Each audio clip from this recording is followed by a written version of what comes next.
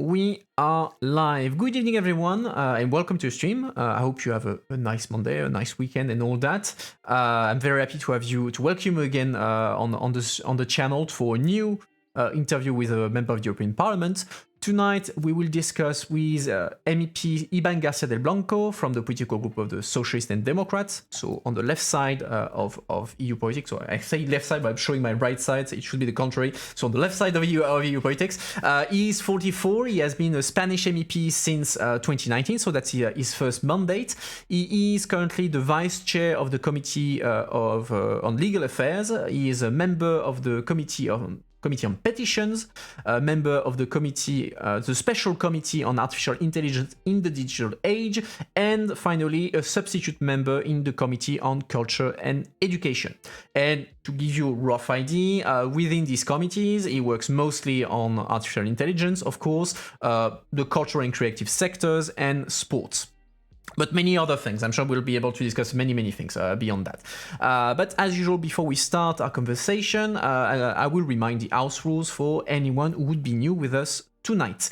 So our guest will be with us for about an hour. After that, he will be able to go enjoy the rest of his evening or rest, while you will be stuck with me for another half an hour, and we will be debriefing the interview, discuss what you thought about it, provide additional elements of context if necessary, that sort of thing. As usual, I have prepared my own question for Mr. Garcia del Blanco, and I collected questions from people on Reddit, on Discord, and all the good things. If you're watching this on YouTube or on Twitch, you can also ask your question via the chat. I will keep an eye on it and pick among your suggestions. And if you're watching this from Twitter, well, come over on Twitch or YouTube to ask your questions. In any case, always feel free to participate and react. But as always, don't spam and stay civil. And the goal of these interviews, especially with MEPs, is for you to better understand the way EU politics works, put a face on the EU politics, discover what are the priorities of your MEPs, maybe some of their opinion on the EU, that sort of thing. We will not go too deep into policy discussions, and we will not touch on national politics unless it's relevant to EU politics. So keep that in mind when you're asking your own questions. And on this, I suggest that we dive in. Good evening, Iban Garcia del Blanco. Welcome on the channel, and thank you for taking the time to answer tonight, especially since you told me that you were still recovering from COVID. So especially thanks for given the circumstances. So you heard me during the introduction. The goal of tonight is to meet you, to put faces on the European Union and understand what you stand for. So perhaps to start our conversation, could you complete maybe what I said in the introduction about you and introduce yourself to the audience? No, you were absolutely right. You made a good summary of my profile, so I don't have anything else to improve your own profile. In that case, I will help you on that front.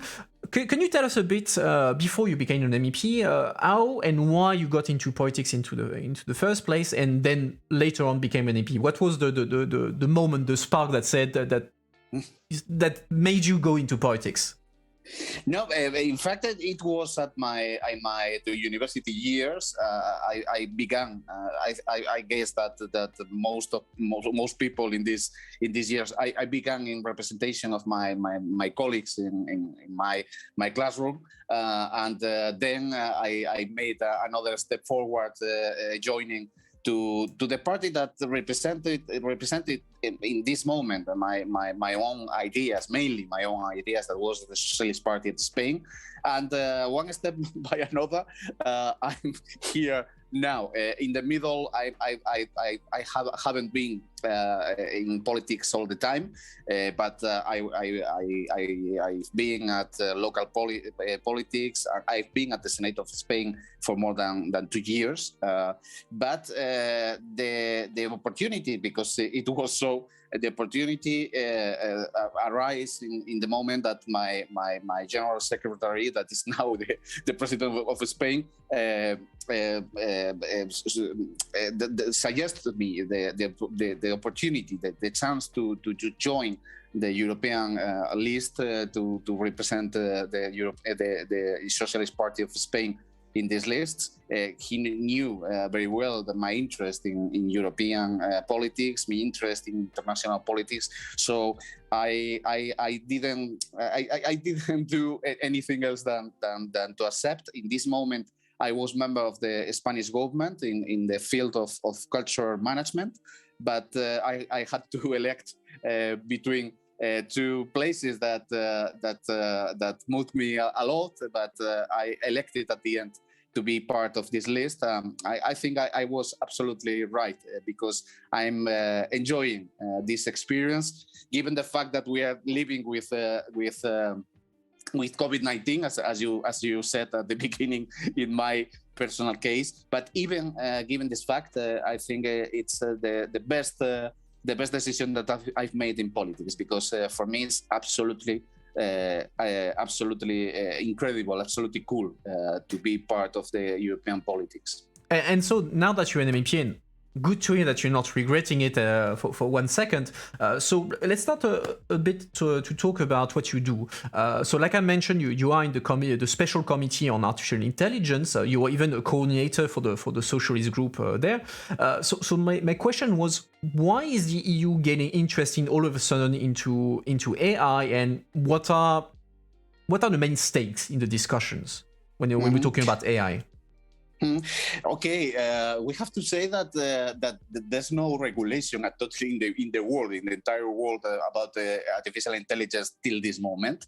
The first steps are being taken by the European Parliament, at the European institutions, and in this regard, was my committee of legal affairs that was appointed by the European Parliament to be the first that prepared and addressed a complete approach to artificial intelligence from the perspective of the basic rules, that had to entail of all the phenomena in the way to respect our fundamental rights, in the way to respect our way of life, in the way to respect to our principles, things like gender equality, things like environmental sustainability, things that are important for we Europeans. And in this regard, I had the chance to be the socialist reporter for this file. In this moment that was appointed for the socialist, I was offered to manage this file, and it was the very beginning of everything, because I'm jurist, I'm lawyer in my country, so my approach was perfect in this way, from the judicial perspective, and I have to say that it's absolutely cool, because it's a completely new stuff for me. It was a complete new stuff for me. I didn't have to work with this kind of stuff that is improving every day, that is changing every day. It's quite difficult even to find that, as I said at the beginning, even to find some analogies or some rule or compilation of rules in other part of the world, or even in Europe. So it is like to step through the jungle every day, you know. But I have to say that I think we all made, because it was at the end the final outcome of this report. It was at the end a work made by cooperation of all the groups. I think we've made at the end a very good task, because it was the first proposal from the perspective of the regulation of artificial intelligence in the whole world, and I think it is inspiring in such a way. proposal made by the European Commission after this, and I think it was the point to start for other parts of the world, for other regions of the world that are ongoing works with on this. Just to start from something from the beginning. So in this moment, as you mentioned, I'm the coordinator of the S&D group in this special committee of artificial intelligence that is going to finish on March. But in this committee, we are trying to approach from many different points of views to artificial intelligence, because artificial intelligence, it's a phenomenon that I think we are not aware enough that it's a phenomenon that is going to change everything in our daily lives, and everything for, of course, in the model of civilization. I think so. We have to be so cautious with this, but taking into account that the world is spinning very, very fast, so we can't wait and see. We have to learn at the same time that we are regulating this field. And so, like you mentioned, like the EU is the first to make a step towards regulating AI. There is no other example around the world at the moment. And so you said that there was good cooperation with the other political groups and all that. So in the end, what is the European approach to AI?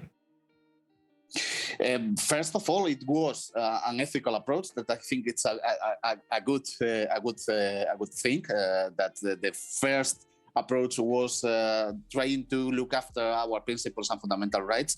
But in this moment, we have to combine. We have to find this to strike the balance at the end, to strike the balance between caution and protection and the boost of artificial intelligence and the technological development in Europe. Because as I mentioned at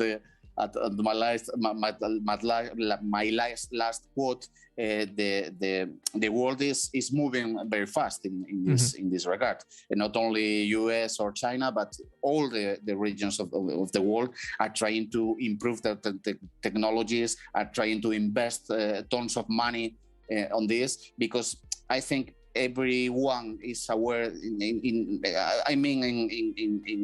governments, in the businesses, in entrepreneurs. I think everyone is aware that the future is artificial intelligence, that we have to put everything on stake in this race. And I have already a question in the chat. Someone is asking, how does it work? Do you get advice from experts in AI when you're making the regulation? Is there a European agency that is taking care of the technical matters? So how do you build up expertise? How do you build the regulation when, like you mentioned, you have no point of reference elsewhere in the world? So how do you do? It's a very good question. There's a white book made by the European Commission on artificial intelligence, made up about 3 or 4 years ago. I don't remember exactly. That was a collection of experts from every field you can think about the artificial intelligence, a possible regulation on this regard, recommendations to administration in order to invest and to boost the development on this. It was so useful for me just to begin, and of course I had dozens of meetings with experts, with businesses, with investors, with members of different parts of the administration in Europe, not only at European level but national level too.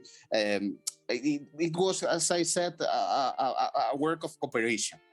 If not, it wasn't possible to do.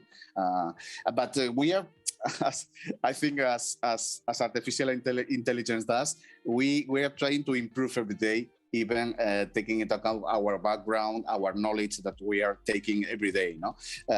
But it was, as I said, it was a colossal challenge that we had at the beginning. But I think we tried to we managed to find a proper proposal, and I think we are improving every day on this. And I have already another question in chat. Who is asking, did you take into consideration the environmental impact of AI? In the case, for instance, that it would require a huge amount of processing and so energy, like cryptocurrency are requiring. Is that an aspect that you worked on when working on AI? Absolutely. One of the things that what's important for us is to ensure the environmental sustainability when we are talking about artificial intelligence, because the way to make the processes go has a very big footprint on environment. We are we are talking about 4% of higher outcome to the global warming. So we have to take into account this, and we are trying to make sure that the measures to balance this are taken into account, and to take advantage of the possibilities that artificial intelligence in the way to improve the processes give us. There is a study that tells about up to 10 times to improve and to make better processes in our general economy and general technology in order to combat to fight global warming. But this is something that we have to take into account, and this is something that is so dangerous. So we had it so. So like you mentioned, you work with the other political groups. You managed to reach a result that was satisfying. But what were the lines of division in the AI debate? Like what made you different when you first approached AI? What made you different from the EPP? What made you different from the Renew, from the Greens, etc.? What were the political lines of differences? So in this way, it was funny because in such way we were in front of a new stuff for every one of us, but the differences came from the ideological perspective at the end. No, so we socialists and Democrats were defending the existence of a European agency that could manage all the development of the regulation, that could fill the gaps in our regulations, or even solve the doubts that could come across our path in this way. We are trying with very difficult materials, as I said, and EPP, for instance, or Renew were so reluctant with this kind of proposals because the fathom of the administration, from the pure ideological perspective. This is an example, but we could tell about, for instance, far-right representatives were so reluctant to any measure that could interfere with the national competencies on this. At the end of the day, we had this kind of discussions. I think we are improving on this. We are now more sophisticated than we were at the beginning, and we are trying to find a common ground. In this regard, I find that EPP or Renew are not so reluctant as they were in the past with, for example, the necessity to have a European agency. I'm absolutely sure that we'll need it. I have another question in chat about this time the kind of uses that AI can have. You said that AI is the future, AI is going to be everywhere. And so in the chat, the question is, do you think that the EU and other nations could use AI to aid, for instance, in agriculture, in mining, to monitor how such activities are impacting the planet, or how to reduce the impacts, how to maximize profits? So how could AI be merged by the EU and by member states in the economy, in different sectors? Is that possible, or is that science fiction?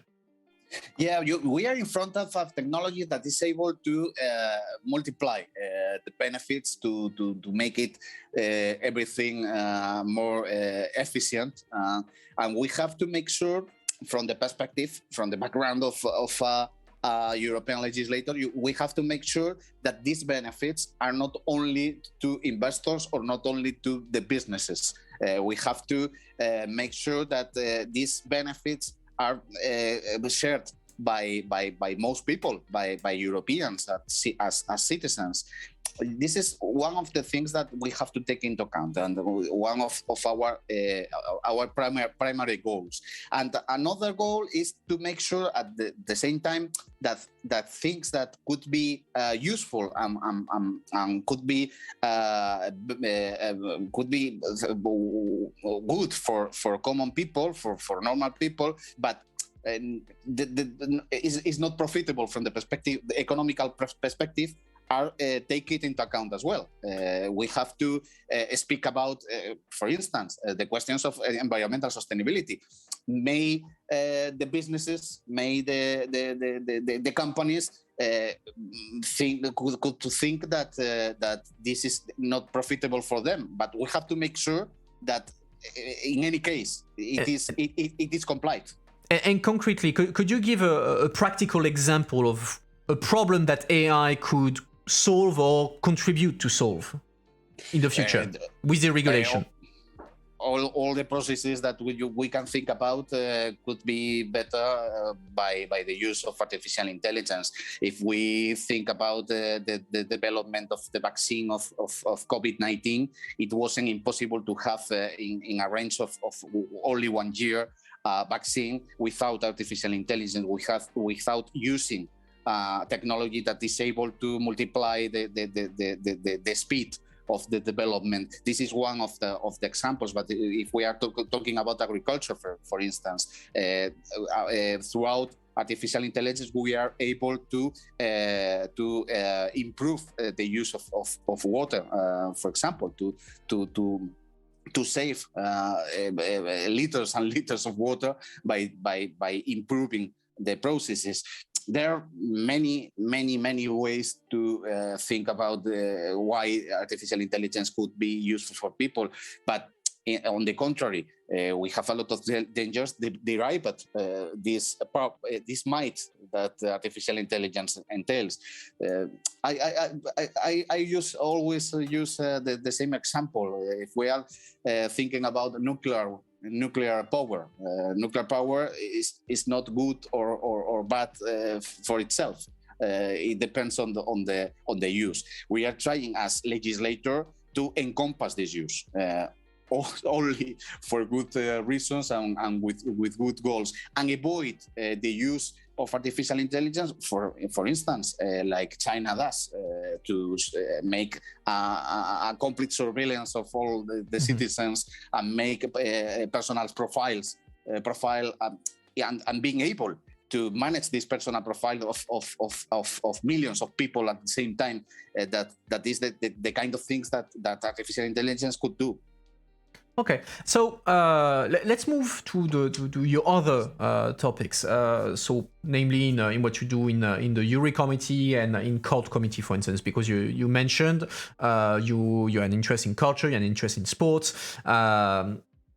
So I was going to ask why working on culture in sports. So, but given your background back in Spain, you answered it partly. But okay, why did you choose when you are in Parliament? I'm going to work on culture. I'm going to work on sports.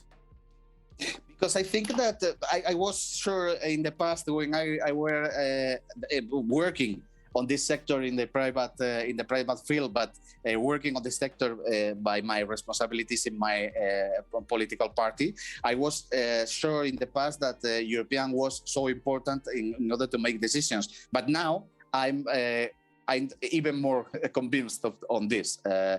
Things like the regulation of intellectual property rights, the authors' rights, the development of the sector, the boost of the creative sector for Europe, that for me is one of the main things that we have to look after. Things like this are stuff that decisions are made at the European level, at the European in the European institutions. Now we are discussing things like the new DMA or DSA. This kind of regulations have impact in the culture and creative sector. So I had clear that I'd like to be part of this committee that are on charge of these competencies, and at the same time I managed the sport policies at my political party in Spain. And I'm convinced as well that sport is a very good way in order to make our societies more cohesion. Cohesive. Yeah, more cohesion. Because I think that we in this moment, in this online, in this net society that we are building, we had not so much chances to share grounds, to share spaces among each other. So we have to take advantage of the tools that we had at our hand. Sport is one of these. Sport is one of the last spaces that is shared by people of many of so different origins, social origins, background, social backgrounds. It's one of the last, so we have to take advantage of this, and by the other side, of course, the practice of sport is good for our health and good even for our healthcare systems at the government's level. So for me, in the other way, of course, I have sensitivity to culture and loved. A liker of culture in a wide range, but I think there are stuff that are not taking into account enough from the perspective of public policies. Mm-hmm. And in this way, I'm trying to make it more visible at the European level. And so let's start with culture. You mentioned the DSN, the DMS, or Digital Services Act, Digital Markets Act. For the audience, these are the two big new EU regulation for online regulation, basically. And you said, well, those two can affect cultures. How does the DSA, how does the DMA, for instance, can affect culture in general? Because we're talking about online regulation. We say, okay, how does online regulation affect culture in the end? Well, first of all, we have to take into account that we have another directive that is quite important for this sector. That is the copyright directive that was approved about 2 years ago, or so, or 3 years 2019, ago. 3 years ago. Yeah, and it is to implement in most of European countries, by the way, but it encompassed very well with what were the dangers for the creative and cultural sector in this online field. But the SA or DMA at last are regulating this phenomenon of platforms or of internet in many or in all the approaches. So it is impossible that this regulation didn't affect to cultural and creative sectors. And there are a lot of debates that are at stake. For instance, the question of the respect of intellectual property rights at the platform level, and the responsibilities of these big platforms with illegal contents, for instance, or the question of profits of the value chain.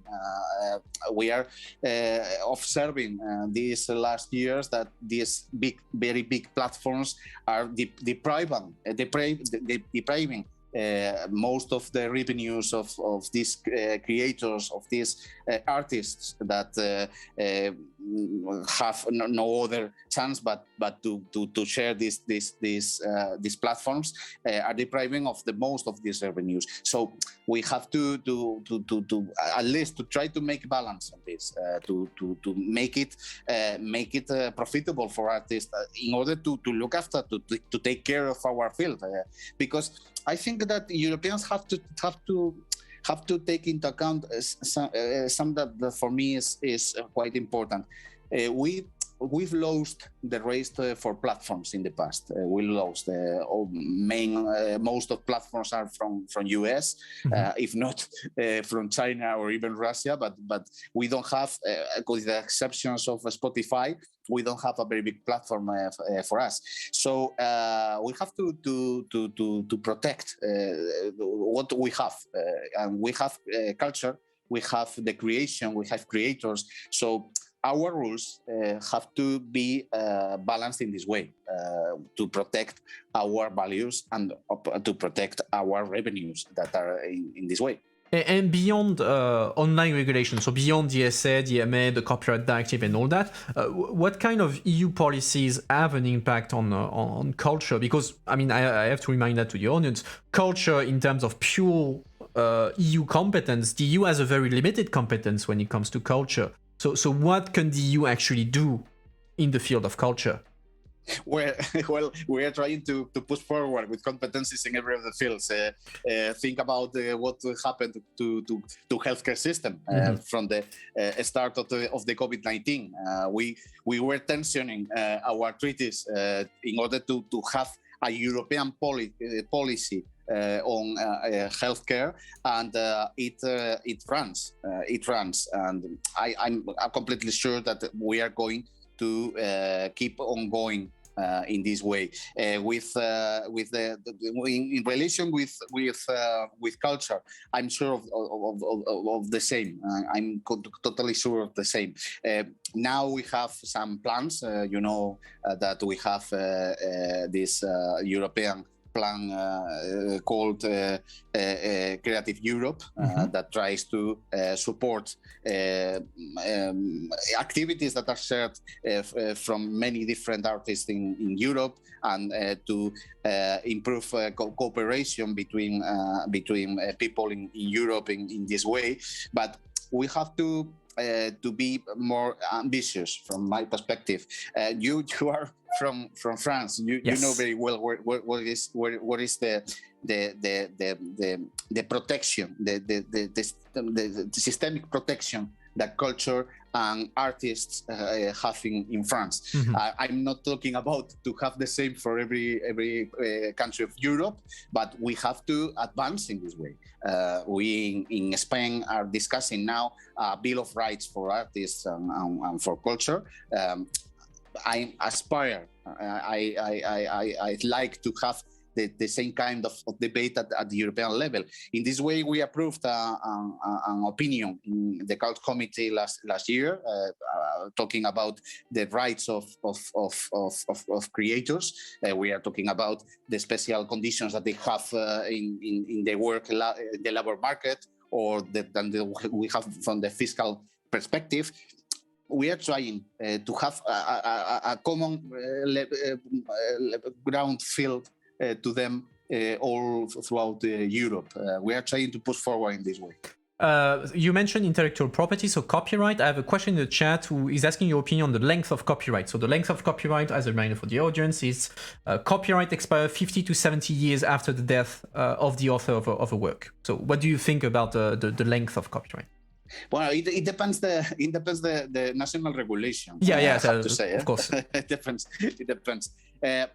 I think we have to adapt in such way the copyright regulation to adapt to this online, to this hazy society that we have now. We are not living in the 19th century, but at the same time, we have to strike the right balance, because we have to protect the same things that they protected in the past. So I'm sure that maybe 70 years from the death of an author could be so much. I agree on this, but we have to find a way to harmonize the spirit of this rule, the spirit of this provision with the time that we are living on. In this regard, there's a debate at the national level that we have to do, but I think that will be wrong. We might be mistaken if we erase everything that we managed in the past for the protection of the rights of creators.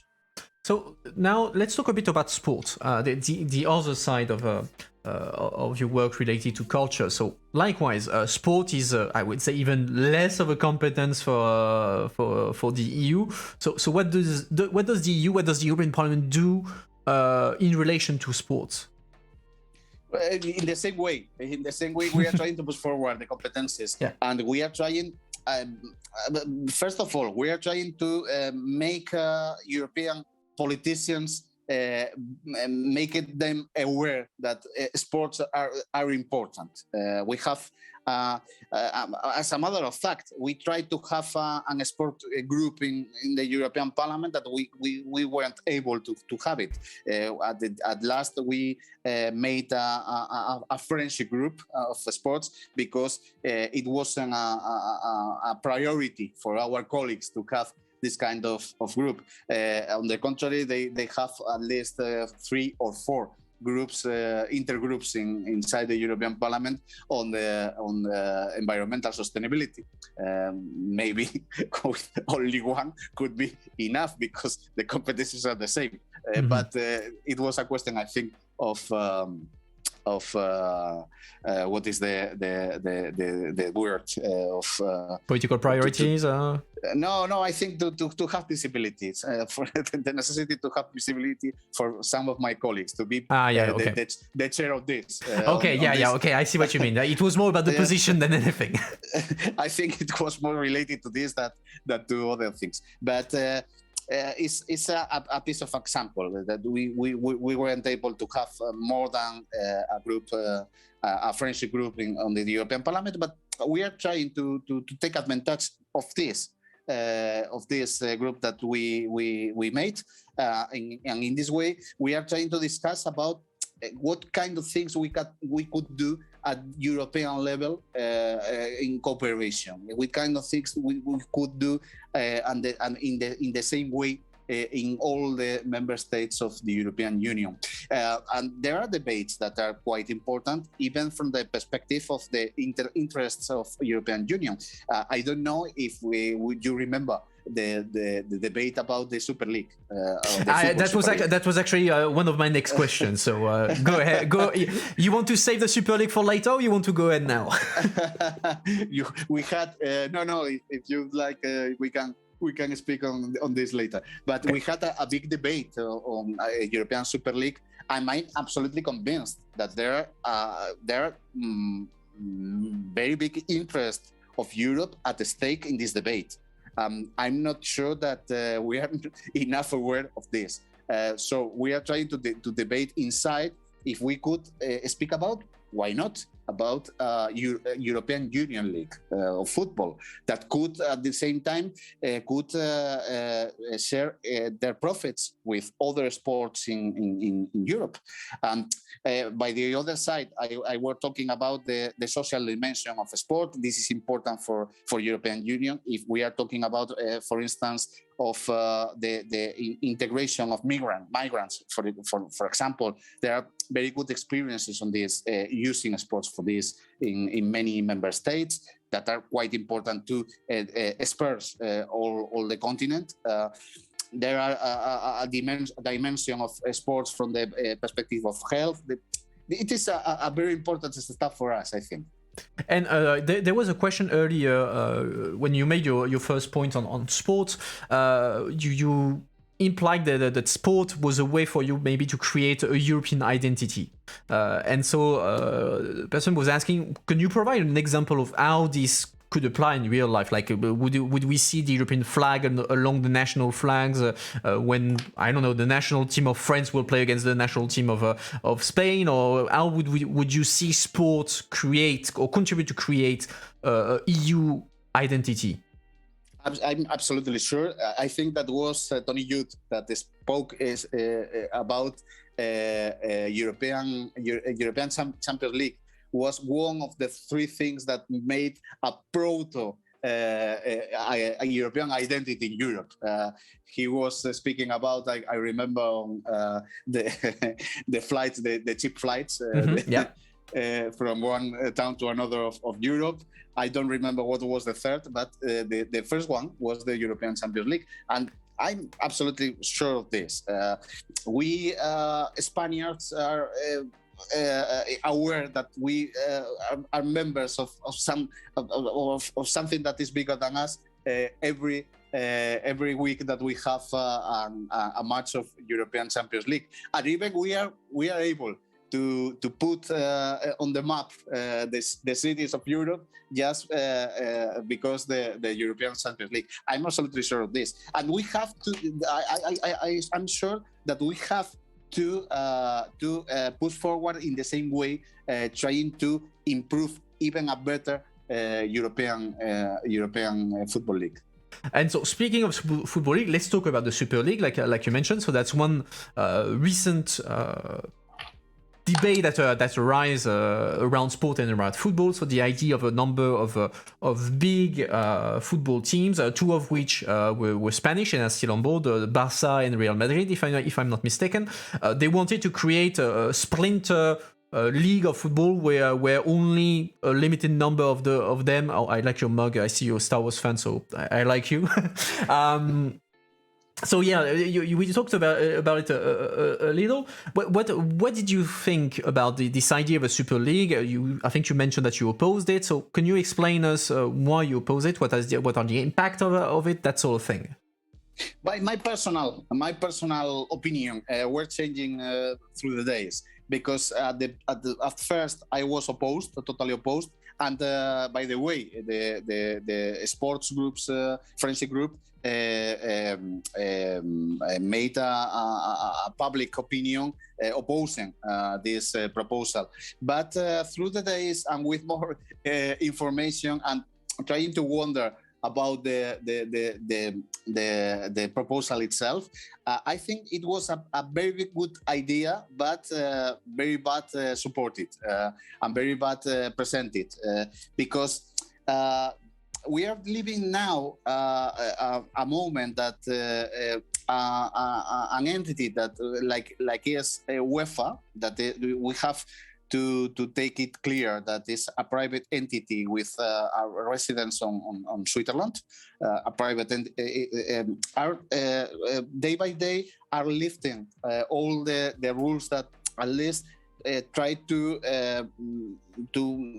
make a 11-player field in football, like we speak in the internal single market. In football was the same. We had some rules from the perspective of the spend of money, of the fiscal and even ethical behaviors of the clubs that are lifting every day. And now, if you take a look to the current situation, have a league in Europe, that is the Premier League in England, that are improving and fighting every day.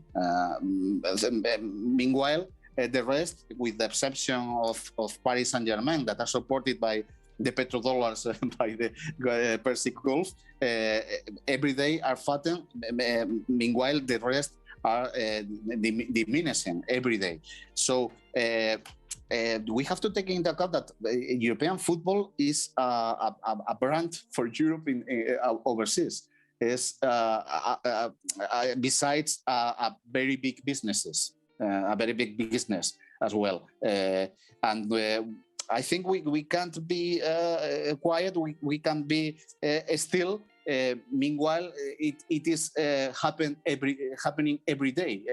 This tendency, this way is improving every day. So we have to stop and why not to propose that we could have some kind of European league, European Union league, ruled by our European rules, not by an entity outside the European Union, and with the rules that could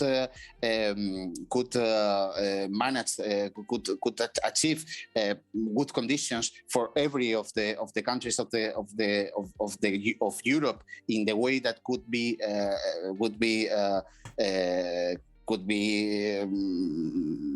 able to compete one against each other, and of course, besides all of this, trying to make sure that the football of women are at the same time are supported very good, very good for the profits that this European league could generate, have for all the system. So I think we have to reflect on this, and we have to reflect in which conditions we could accept this kind of European Union league, and of course trying to make it open, because the first proposal made by the organizers of this European League was closed to these big ones, to these big European clubs like Juventus, like Barça or Madrid in Spain. We have to make it more opener that it was at the beginning. Mm-hmm. But I think it's a good idea, because we have to protect our model and protect our business as well.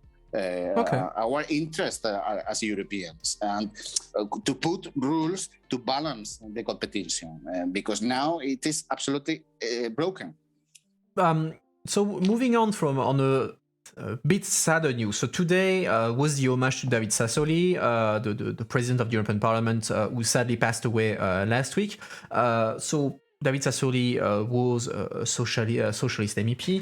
So what is the mood in the parliament and within your political group these days? Especially since you're going you will have to elect a new president of the parliament this week as well. Yeah, it was so sharp, because it was unexpected. We were in the discussion in this moment. We were in the discussion about if David Sassoli was going to continue as president of the parliament. If not, what could be the possibilities? If S&D were to support any other chances. We were on this, and suddenly we had this bad news, the saddest of the news about the deceased of our colleague. I knew in the past that we had problems, very big health problems in the past. I think he had leukemia, or I didn't remember exactly what was the illness, but was grave in the past, and I knew that now he was in a not very good state of health, but I didn't expect this, and I think it's the same mood for the rest of my colleagues. So he was a very good man.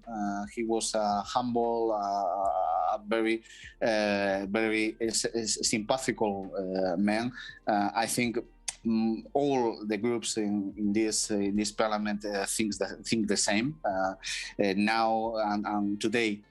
Had the proof on this. I don't know if you had the chance to keep on and to follow all the homage, but the words made by all the groups in this European Parliament, and believe me, now it's quite difficult that in any single circumstances we have this, even in a case like this today, but. Today, David made a final a final provision for Europe joining all the European Parliament first time for many years. So we'll miss him for sure. I'm sure that in Italy is the same. We'll miss him for sure, because many of them were thinking about David to be the president of Italy as well. Yes. Because his easygoing attitude, his very sympathetical attitude, because he was able to speak with anyone regardless the circumstances. So we have to move on, but it's a very big void that we had now in the European Parliament. And so you will have to elect in the next couple of days the new president of the European Parliament. Like you mentioned, the S&D has not proposed a candidate, meaning that the favorite, so to say, the one in front is the EPP candidate, Roberta Metsola. And I think I read on Twitter that apparently the EPP, S&D, and Renew reached an agreement about the overall package on that. So can you tell us a bit more? In the end, will the S&D support Roberta Metsola? What is the S&D getting in exchange? So what is the situation? To be honest, it's likely that we'll support Roberta Metsola. It's likely, but we didn't make the decision still. So we have to. I have to be cautious with this. Okay. But we are discussing. We are discussing now. As I said, it's probably, but we are discussing because there are some details that we have to fill till the end, just to say that we have an agreement or not. Okay. Then moving on, this time closer to home. So you're Spanish. You're right now in Spain, in your own home. I imagine, even if COVID probably made it a bit difficult over the past 2 years, but I imagine normally MEPs are supposed to talk to their constituent, to exchange with citizens, because you represent them. So when you tell citizens that, okay, you're an MEP, you work in the European Parliament, what is the thing that they tell you? Like, what is the concern? They say, oh, you're an MEP. Well, here's my concern about Europe. What is the thing that they tell you usually? But so it depends on the part of the Spain we are talking about, because I'm from the northwest. Northwest in Spain now has a very difficult situation, because we were so powerful in the past. We were an industrial region in Spain and in Iberian Peninsula, but now we are living the very difficult times. So most people from my region are concerned about the investment from Europe, about these new generation funds.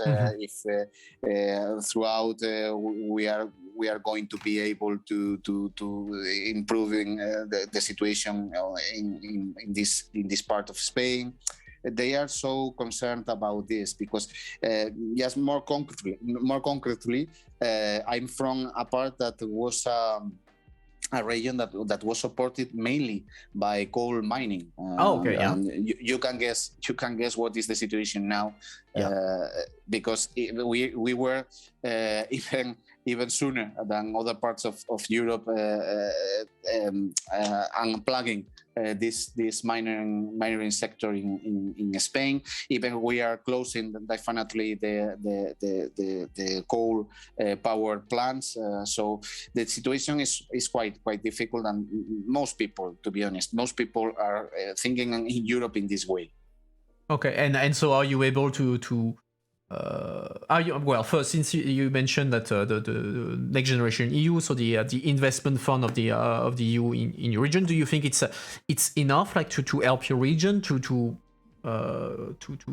convert itself, to go away from the industrial, the coal mining, the coal industry, to something else? Is it not enough? So how do you answer citizens?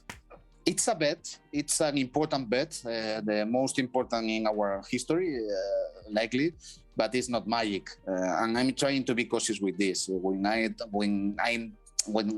talk to my fellow citizens, I try to give them hope, because I'm totally sure that it is a very good chance, the best chance that we have now and will have in decades, to try to improve the situation.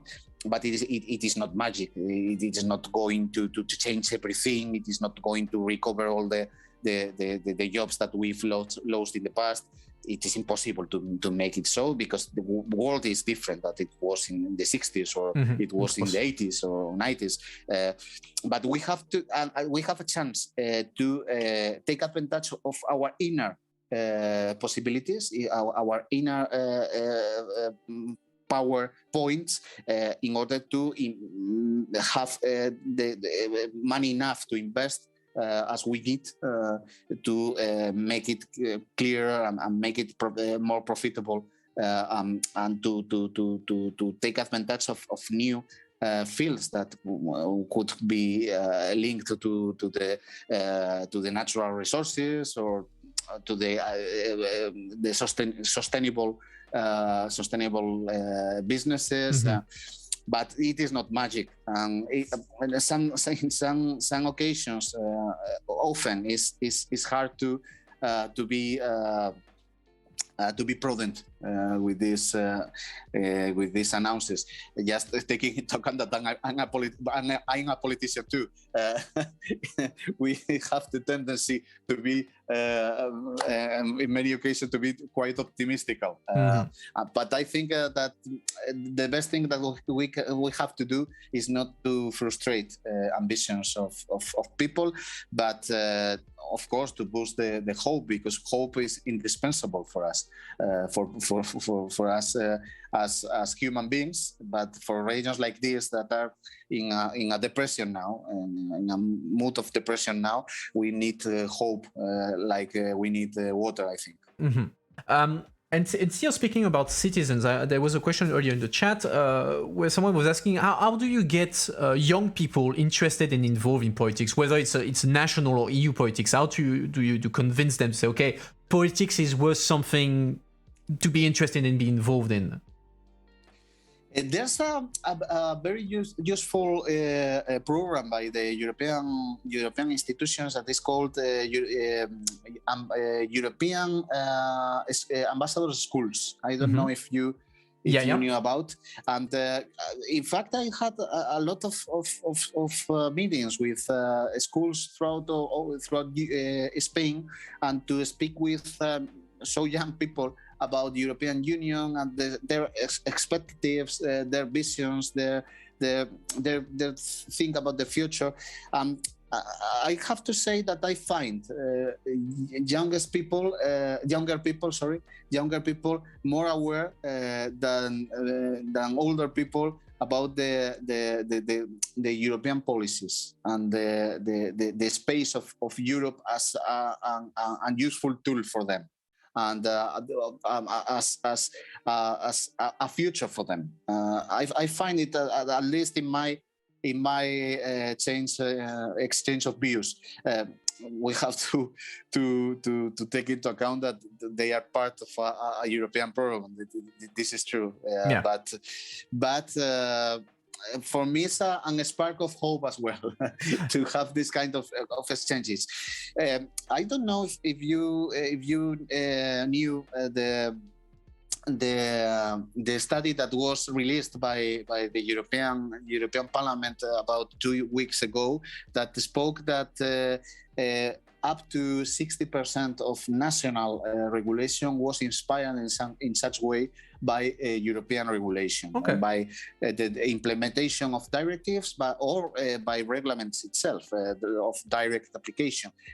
So we have to convince people that European is day by day is more important, and it is good that things are so. We have to convince people that we need to be as harmonized as we could in order to win in this worldwide competition of very big regions.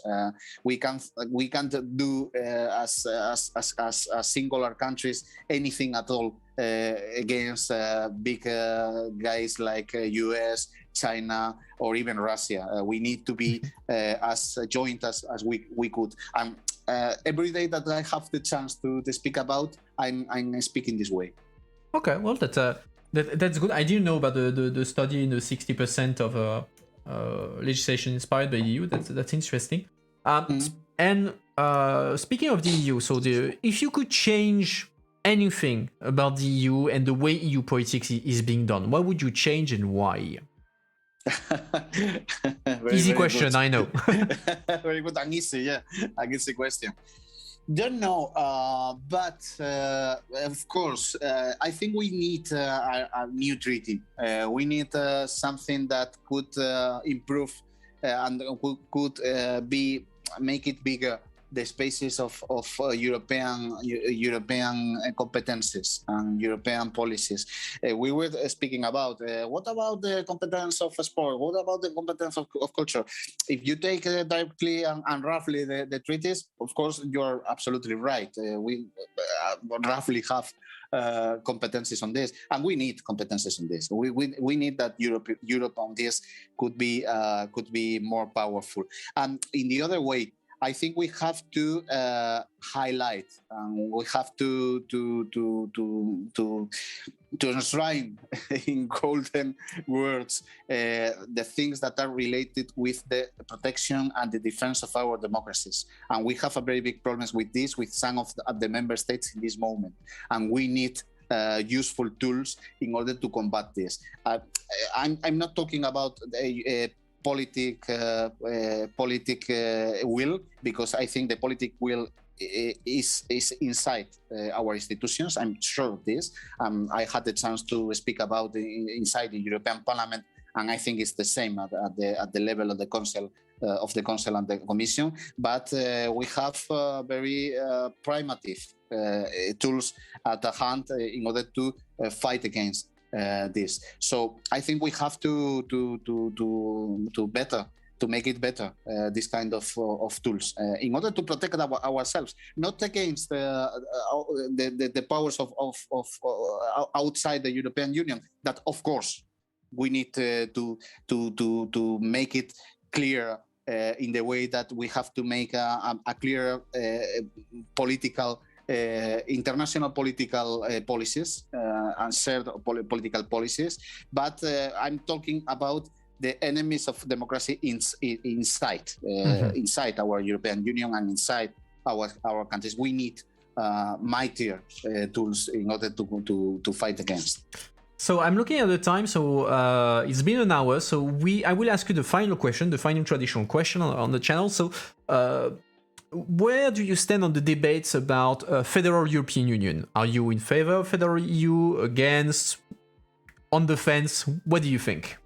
In a general way to see, I'm federalist. I'm federalist in my country. I'm a supporter of federalism in Spain, but I'm absolutely convinced and a supporter of federalism in Europe.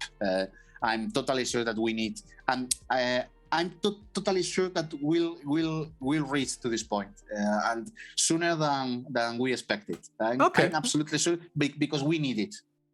Okay, well, that's very clear. So, Monsieur Garcia del Blanco, thank you again. But before you go, I will give you the opportunity to say a final word to the audience, and then I will free you. So, I'll give you a final word. So no. The only thing that I have to say that thank you is to thank you for the opportunity. At last we managed to have this exchange. Apologies for the first try that I was in fault. No problem. Thank you very much to all of the viewers and for of course for the questions that you arise to me, because we're quite interesting, and I'm absolutely eager to keep on going with you, given the opportunity that will have in the future to speak again. Thank you very much. It was a real pleasure. Well, thank you. I hope we will have you again in the future on the channel. Who knows? Maybe we'll play chess, or I'll find someone to play chess with you. Why not? I mean, if you know an MEP who is good at chess, give me a name. I'm happy to host you to play chess against each other. That would be. There's another one that is from my political family that is from Slovenia.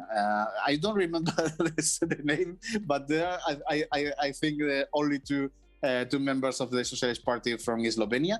He is in charge of the Federation of Slovenia of Chess. So we have to take him into account. Okay, well, no problem. I'll look that up with your office, and we'll see what we can do to have some chess here while talking about EU-Politics. But again, Iban Garcia del Blanco, thank you again for your time. Chat, make sure to thank him, and you can follow him on his social media. Stay with me while I will do the debriefing. Mr. Garcia del Blanco, thanks again. I wish you a good evening and hope to see you soon on the channel again in the future. Thank you very much. Bye-bye. Up, let's switch.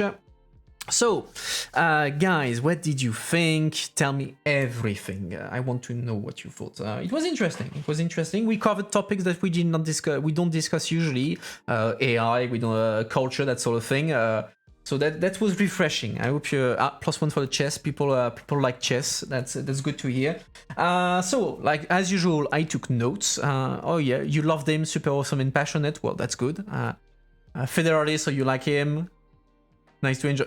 I mean, that's perfect. So I took my notes as usual. So let's go through this. So first we talked about AI. So what to talk about AI, specifically the fact that the EU is the first. I was going to say country, the first body to make regulation about AI. That's true. And the EU, generally speaking, has taken a habit of becoming a leader of regulation of digital policies. It's true. It was true with GDPR, so data protection, the regulation of platforms. So we have DSA, the DMA, you have the copyright directive, and now you have AI. So in a way, the approach of the EU on AI is the continuation of this policy of trying to be the first in there, and that's true. That if you look at least at the example of GDPR, so data protection, other countries in the world tend to look at what the EU is doing and then copy it to an extent. That's not only me saying that. That's actually something that was studied and was called the Brussels effect. And again, it's not the EU doing self-promotion. That's something that was studied in Harvard, I think, but in the US. Let me see in the chat. You don't think it was very clear on AI? Let me how was he not clear about AI? In the meantime, I will keep on that. So he was talking at some point that initially, so it was a very new field. He said, okay, we're very new in that. So we had to work on the basis of a white paper. What is a white paper? For those of you who don't know, it's one of the steps that happen before the Commission actually comes with a regulation, with a law. They will basically study the subject before, and they will issue first what is called a green paper and then a white paper. And basically, it's supposed to be a consolidated paper that is looking at the state of things. You say, okay, artificial intelligence, what is it? What is what are we talking about? What is the state of research on it? And throw around some general ideas about in this case, artificial intelligence. And it's a way to start the debate in the EU before they do an actual regulation. So usually that's something that occurs years before AI. I don't know if he mentioned the year of the white paper, but it takes a lot of time, and when you have a new EU law that arrives, it doesn't fall from the sky from nowhere. You have a lot of work that was done before to prepare the terrain, and so that we're not like stumbling around in the dark. The institution know a bit what are the stakes. The terms white paper, green paper still in use today. Yes, as far as I know. At least I still use them. So maybe that makes me old. I don't know, but I still use them. Then we talked about what? We talked about the environment impact of AI, which is similar to an extent to exactly what was mentioned, the cryptocurrency. So the fact that you have you're making run a lot of computers at the same time, and so it requires a ton of energy. Like for instance, on cryptocurrency, some of the hotspots of cryptocurrency in Europe are in northern part of Europe, in Iceland, for instance, because it's cold. And the primary thing you need when you're doing cryptocurrency, and generally speaking, any kind of data center, you need a lot of energy to cool down the computers because they are running 24/7. And if you're talking about data center, they are huge generate a huge amount of CO2 because of the energy that is required to do that. So indeed, that's a good question of what is the environmental impact of AI. But he said that was something that was taken into account in the work. Let's see. Who controls this kind of regulation? Okay, I'm missing a part. Who controls the kind of regulation? Who controls the fact that regulation are applied in practice? Once you have the regulation that is adopted by the Parliament, by the Council, and all that, that's the Commission. The European Commission is as part of its role of the guardian of the treaties, they are in charge of making sure that member states do apply the legislation. If member states do not apply the European legislation, then basically they sue the member state and they are to force them to apply the legislation. And if they don't, well, they end up in the Court of Justice and they get condemned for it. So that's ultimately that's the Commission that is responsible with the Court of Justice to make sure that EU law is properly applied. What else do I have? We talked a bit about the ethical issue about AI. We didn't. I'm sorry, I didn't take your question there because I was looking at the time and I wanted to change a bit of topics, but I was planning to cover that. When we're talking about the ethical issue of AI and actually some ethical issues that are covered in the EU regulation, and he mentioned that a bit at the end. We are talking about, for instance, the practice of what is called social scoring. So that's something that happens, for instance, in China. AI has been around in China for quite a while, and their policy is to do what is called social scoring. So basically, you imagine what is social scoring. Imagine that you have all around in the streets of Beijing cameras that will record your face, that will record everything that you do, and everything that you will do will be scored. And according to the social score that is given to you, so how much of a good Chinese citizen, with a lot of air quotes, because the idea of good Chinese citizen is very probably different than what we would consider a good citizen. But depending on that, they will give you a score which will allow you to have access to certain services or not. And this kind of practice, it's something exactly, basically a Black Mirror nosedive, exactly. And basically, that kind of practice of social scoring is something that is explicitly forbidden in the EU regulation. Member states are strictly forbidden from doing anything like that. There is also what is called high-risk application of AI, so certain fields where it's considered to be too dangerous for the social good to have AI being used. So especially, like for instance, in if you do something that is related to decision making that have an impact on citizens, direct kind of impact on the future, that sort of thing, you can't leave that only to AI. You need to have something else. Weapons, although it's not in the regulation, you have of course facial recognition, where you have a big debate on whether facial recognition through the use of AI should be authorized or not, and if not, under what condition. So you have a lot of discussion about the ethical aspect of AI that is covered partly in the regulation through the notion of high-risk AI that are completely forbidden. What else do I have? We talked about culture, about the S&D-ES, or the big EU regulations, the new EU regulations when it comes to online regulation. I'm repeating regulation all over again, but well, that's the way it is. What else do well, in there he explained that the main impact on culture is about piracy. It's about what is called the impact on the value chain, so the way that creation generates value, and so how this value is being redistributed across the line from the platform to the author. So that this has an impact on that. We talked about the Creative Europe program, which we know a little bit on the channel because during the previous season we played several games that were co-financed by the EU through this Creative Europe program. We talked a bit about copyright. So he said that copyright must be adapted to society. He mentioned the hasty society. So when can we take the photo of the Eiffel Tower at night? Well, technically, no one ever sued. Oh, thank you, Mr. Garcia del Blanco, for coming over on the chat. But yeah, what was I saying?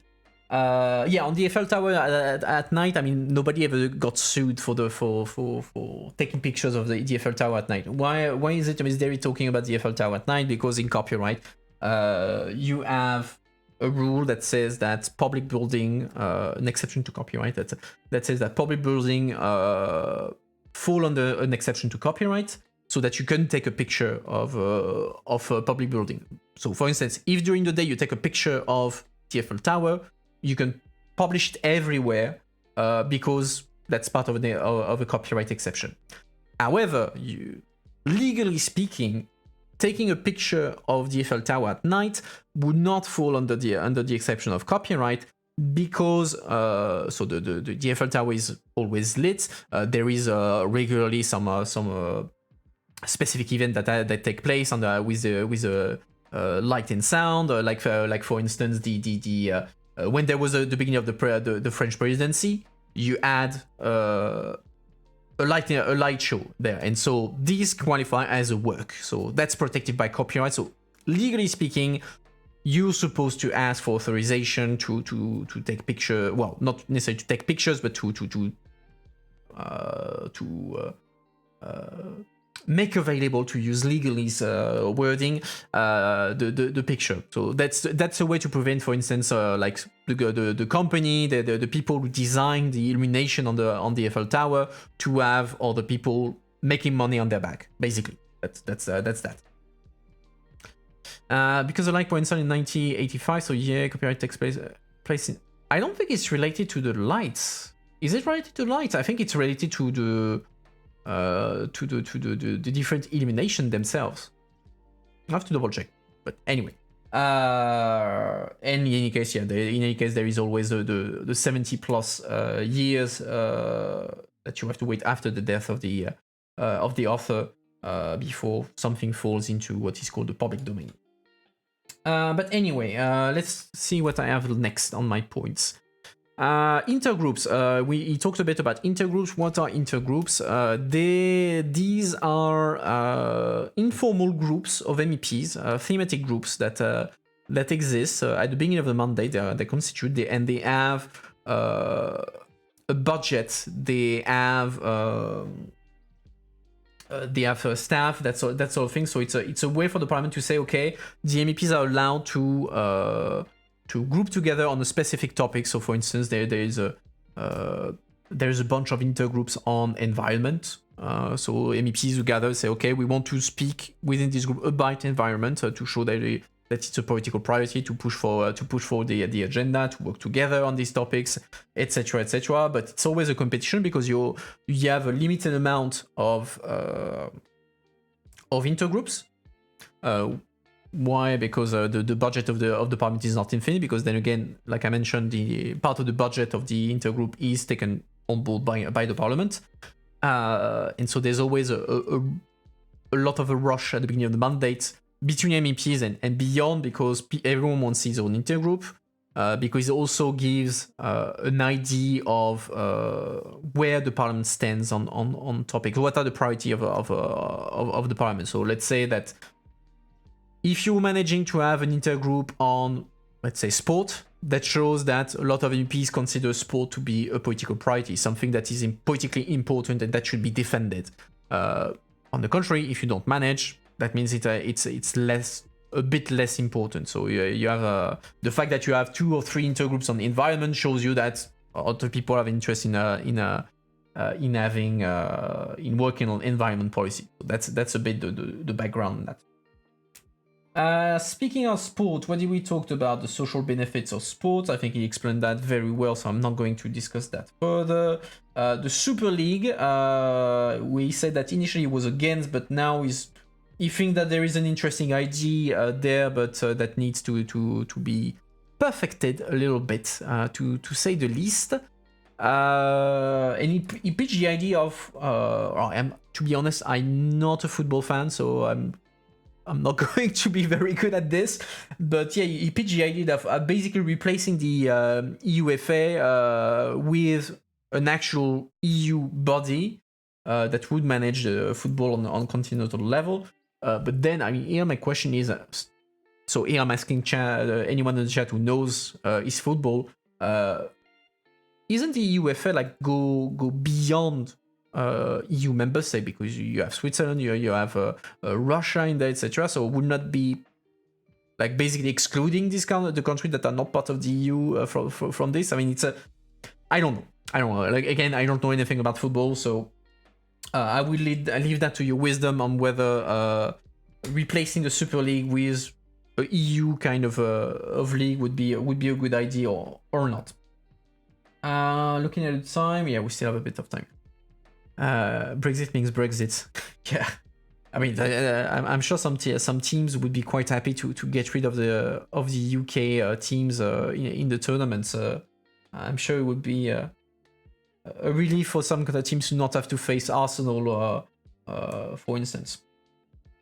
Then we switch to Sassoli. Who died, was very appreciated in the parliament. Actually, there was just before the stream, there was a ceremony in the parliament to pay homage to Sassoli. You had a lot of bigwigs was there. Charles Michel was there. Emmanuel Macron was there. Mario Draghi was there. So the time prime minister. You had I think Enrico Letta is I don't know if he's the current or former head of the Italian Socialists. So you had a lot of MPs showed up. So it was a nice ceremony. It was a nice ceremony. People spoke across the political board. Everyone said that regardless of the political differences, he was a good man, worth remembering. We discussed that a bit yesterday during the news review, but they recalled, for instance, the fact that during the lockdowns, he insisted on having the parliament opened for instance, homeless people, for women, isolated women. He had the cars of the parliament being used to transfer people when they were needed. He had the parliament used as a vaccination center. The canteens of the parliament being used to provide food to again homeless people and isolated people. So a lot of people gave him credit for doing that during the lockdown, and also to keep managing to keep the parliament at work despite the circumstances. And I think it's Vlas who sent the link to the study he shared. Let's see, I'm going to open Twitter. About the 60% of EU legislation. Okay. Okay, so it was an annual. Okay, it's an annual study of the parliament. The link is in chat. Yeah, thanks, Blas, for posting again the link. What else do I have? And to finish, among his wish for a new treaty for the EU, he mentioned the fact that the tools for rule of law are primitive. Why did he say that? Because currently the official way for the EU to deal with problems with the rule of law, so think about Poland, think about Hungary, is the so-called Article 7. So what is Article 7? It's a mechanism that allows to basically suspend not the participation to the EU, but the voting powers of a member state within Council. The idea to say being countries that break the rule of law should not have a say in the way the EU is being made. So that's how it's designed. But you can say, oh, that's great. It's a great tool. Why hasn't it been used? Yes, it's because politically it's kind of a big deal for member states to decide to basically throw one of their own in a cell. I mean, in a cell politically. But also the problem in this case is that to be triggered Article 7, which takes a lot of time, and you need to do hearings. It's a whole process. It requires unanimity, minus of course the member state that is being accused of infringing the rule of law. And that's where things are problematic, because if you remember, the countries that have problems with rule of law in the EU are two: Poland and Hungary. And so they are backing each other. So when you have an Article 7 about Hungary, Poland will block the Article 7 for Hungary, and vice versa. So that basically this situation completely neutralizes the Article 7 proceeding, and that's why the EU has been trying to find a way around that, so to say, even if it's not really official the way they're doing it. But yeah, in the that ultimately that's the way they want to do, notably by using the tool of the budget. Replace the council by a senate. Well, that's oh, why do I have it twice in the chat? Oh well, doesn't matter. Oh, it's because I forgot to whoops. I did a boo-boo. Doesn't matter. It's done. I'll fix it for the next stream. What was I saying? Yes, the budget. So the way now that the EU is trying to do. Yeah, I know it's your. I'm just saying. I know it's your point of view. Don't worry. The way the EU is trying to circumvent the problem of the. Okay, I'm going to change it now because it's annoying me. Okay, there you go. No, it's ugly. Never mind. We're gonna keep it like that. Okay, sorry, I'm getting lost in my own thing. Things are happening. Okay, I messed up things. Doesn't matter. I'm messing up my own stream. It's late. Sorry. Okay, it's fixed. Remind me not to do this. Yeah. Okay, I'm finally going to finish my point on rule of law. Yeah. So the way to circumvent this is to go after the budget, meaning that it is the so-called rule of law mechanism, where the Commission is basically saying, okay, if we notice that the budget, the rule of law situation in the member state can threaten the use of the EU budget, then we suspend the access to EU funds to that country. Which is a way to basically hit Hungary and Poland at the wallet where it hurts, and a way to force them to actually reform, to go back towards respect of rule of law, because otherwise they don't get the EU money that they need a lot. So that's the way, and of course the Hungary and Poland are pretty pissed off about that. They sued the EU. To try to obtain its deletion by the Court of Justice.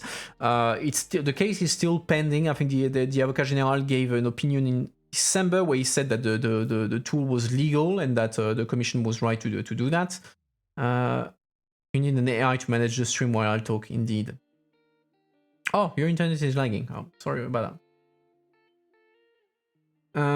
If they withhold the fund, in the end, Hungary and Poland will probably stop paying membership fees.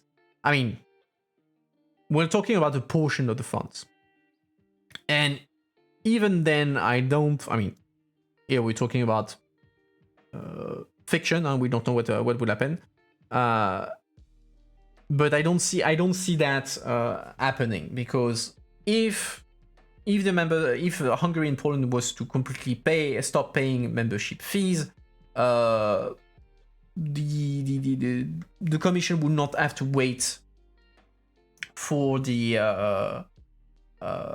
Court of Justice to intervene, because indeed they receive more money than they pay, like Blas is saying, so they have an interest in that, and also the EU would just cut completely the funds to you, because here in the withholding of the fund, we're not talking about stopping completely all the funds that go to Hungary and Poland. That's not the topic, but stopping a portion, the part that is at risk in this case. But yeah, again, ultimately, it's up to the citizens to then decide, okay, do I approve of the way my government is acting towards the EU? And I mean, ultimately, that's up to them to decide. And we'll see during in the coming months, for instance, in Hungary, how they decide to play this out. And in the next couple of years, I think the next election in Poland, 2023 or 2024, I don't remember.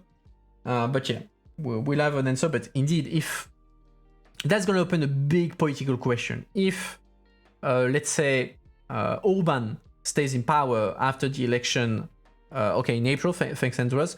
If Orban stays in power after April, that's going to have a lot of political consequences, because that will show that, okay, Orban is here to stay, he's not going away, citizens are happy with the way he's doing things, and okay, we'll have to live with Orban, find a way around it. So that's going to be quite interesting politically to see how we will get out of this situation. But yeah.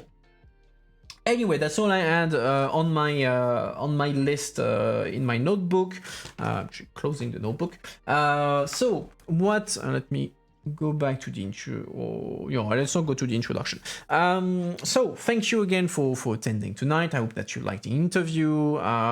You like my rambling as usual. If you like what you saw, follow the channel, that's always appreciated. If you feel even more generous, you can donate on Coffee. And by the way, thanks, Blas, I saw that you donated during the stream, thanks a lot.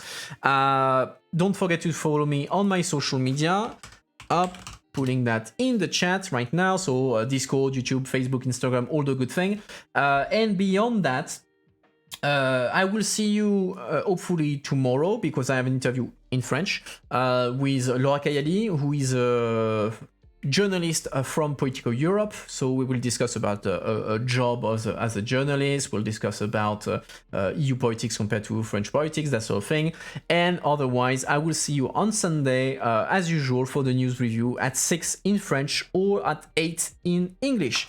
And on this note, I wish you all a good evening, and I will see you soon. Bye, everyone.